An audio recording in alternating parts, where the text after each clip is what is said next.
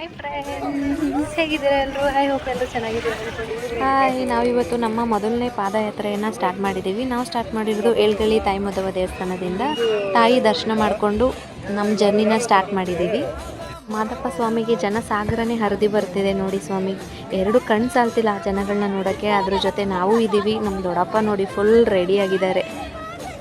ನಮ್ಮ ಆಂಟಿ ನೋಡಿ ಫುಲ್ ಜೋಶಲ್ಲಿ ಬರ್ತಾ ಇದ್ದಾರೆ. ನಾವು ವೀಡಿಯೋ ಮಾಡ್ತಾ ಇದ್ದೀವಿ ಅಂದಿದ ತಕ್ಷಣ ಸರಿ ಮಾಡ್ಕೋತಾ ಇದ್ದಾರೆ ನೋಡಿ. ಬರ್ತಾ ಇರೋ ಭಕ್ತಾದಿಗಳಿಗೆ ಯಾವುದೇ ಥರ ಕುಂದುಕೊರತೆಗಳು, ಊಟಿನ ವ್ಯವಸ್ಥೆಗಳು ಮತ್ತು ನೀರು ಅಭಾವಗಳು ಏನೂ ಆಗದೆ ಇರೋ ಥರ ಭಕ್ತಾದಿಗಳು ತುಂಬ ಶ್ರದ್ಧೆ ವಹಿಸಿ ತಾವೇ ಮುಂದೆ ನಿಂತು ಎಲ್ಲ ಭಕ್ತಾದಿಗಳಿಗೂ ಎಲ್ಲರಿಗೂ ಆಹಾರ ವಿತರಣೆ ಮಾಡ್ತಾ ಇದ್ದಾರೆ. ಬನ್ನಿ ಫ್ರೆಂಡ್ಸ್, ಇವಾಗ ಎಕ್ಸ್ಪೀರಿಯೆನ್ಸ್ನ ಕೇಳೋಣ ಮಾದಪ್ಪ ಯಾತ್ರೆಗೆ. ಹೆಂಗಿದೆ ಎಕ್ಸ್ಪೀರಿಯನ್ಸ್ ನಿಮ್ಮದು? ಇವಾಗ ಒಂದು ಸ್ವಲ್ಪ ಗೊತ್ತಾಗ್ತಾ ಇದೆ.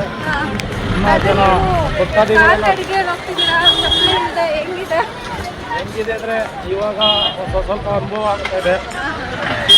ಮಾದಪ್ಪನ ಭಕ್ತರು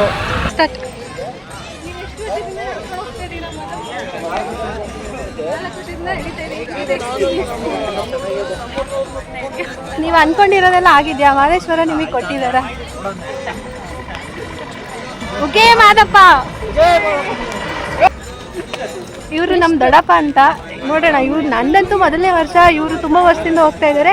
ಸೊ ಅವ್ರ ಎಕ್ಸ್ಪೀರಿಯನ್ಸ್ ಕೇಳೋಣ ಹೇಗಿದೆ ಅಂತ. ಹೇಳಿ, ಎಷ್ಟು ವರ್ಷದಿಂದ ನಡ್ಕೊಂಡು ಹೋಗ್ತಾ ಇದೆಯಾ ದೊಡ್ಡಪ್ಪ? 14 ವರ್ಷದಿಂದ ನಡ್ಕೊಂಡು ಹೋಗ್ತಾ ಇದ್ದಾರೆ.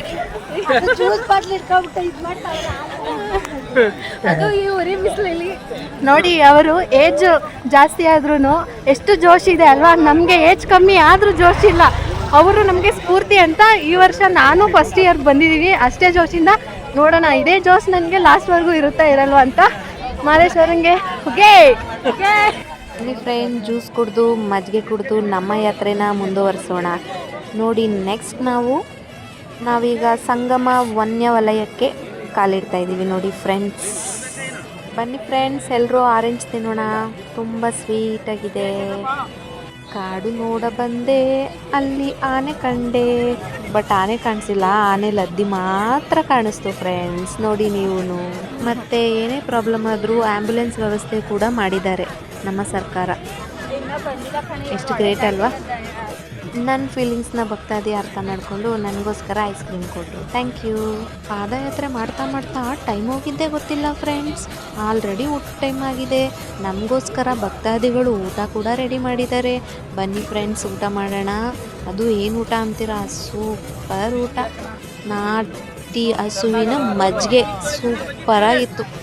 ಊಟ ಮುಗಿಸಿ ಸುಸ್ತಾಯಿತು, ಗ್ರಿಪ್ಪಿಗೆ ಅಂತ ಹೇಳ್ಬಿಟ್ಟು ಎಲ್ಲರೂ ಒಂದೊಂದು ದೊಣ್ಣೆನ ರೆಡಿ ಮಾಡ್ಕೊಂಡ್ವಿ. ದೊಣ್ಣೆ ಅಂತೂ ರೆಡಿ ಮಾಡಾಯಿತು. ದೊಣ್ಣೆ ರೆಡಿ ಮಾಡಿದ್ವಿ ಅಂತ ಸುಮ್ಮನೆ ಕೂತ್ಕೊಳ್ಳೋಕ್ಕಾಗತ್ತಾ? ನಮ್ಮ ಪಾದಯಾತ್ರೆನ ನಾವಂತೂ ಮುಂದುವರಿಸ್ತಾ ಇದ್ದೀವಿ. ಎಷ್ಟು ಬಿಸಿಲಿದೆ ಗೊತ್ತಾ ಫ್ರೆಂಡ್ಸ್? ಬಿಸಿಲಿದೆ ಅಂತ ನಾವೇನು ಹೆದರಲಿಲ್ಲಪ್ಪ.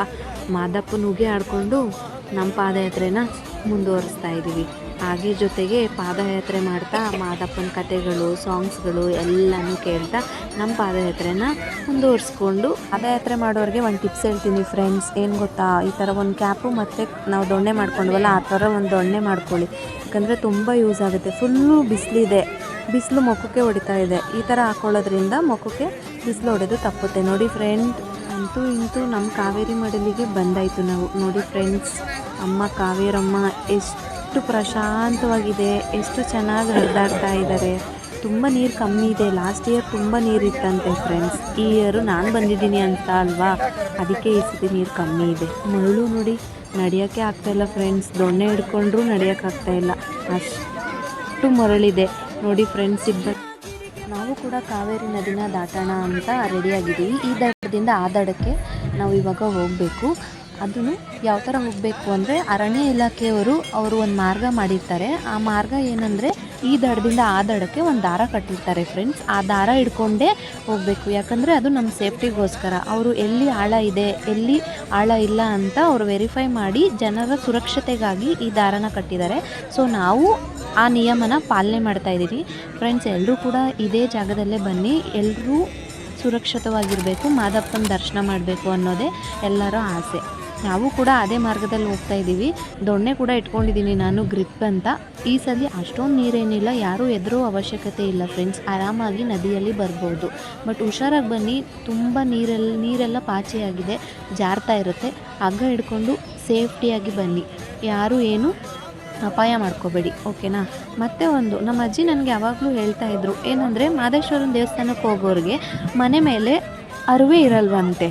ಮನೆ ಮೇಲೆ ಅರಿವೆ ಇರಲ್ಲ, ಬೆಟ್ಟಕ್ಕೆ ಹೋದ್ಮೇಲೆ ಮನೆ ಗತಿ ಏನು ಮಹಾದೇವ ಅಂತ ದೇವ್ರ ಹತ್ರ ಬೇಡ್ಕೊಂಡ್ರು. ಮಹದೇಶ್ವರ ಸ್ವಾಮಿ ಪ್ರತಿಯೊಬ್ಬ ಭಕ್ತಾದಿಗಳ ಮನೆಗೂ ಹೋಗಿ ಮಹದೇಶ್ವರ ಸ್ವಾಮಿಯೇ ಸ್ವತಃ ಆ ಮನೆಯಲ್ಲಿದ್ದು ಆ ಮನೆಯ ಸುರಕ್ಷತೆಯನ್ನು ನೋಡ್ಕೋತಾ ಇದ್ರಂತೆ. ಹೇಗೆ ಅಂದರೆ, ಆಗಿನ ಕಾಲದಲ್ಲಿ ಇದ್ದಿದ್ದು ಹಂಚಿನ ಮನೆಗಳಲ್ವ, ಆಗ ಹಂಚಿನ ಮನೆಗಳಲ್ಲಿ ಎಲ್ಲ ಮನೆಗಳಲ್ಲೂ ಕಲ್ಲುಗಳಿರ್ತಿತ್ತು. ಆ ಕಲ್ಲೆಲ್ಲ ಹುಲಿಯಾಗಿ ಆ ಮನೇನ ಕಾಯ್ತಾ ಇದ್ವಂತೆ.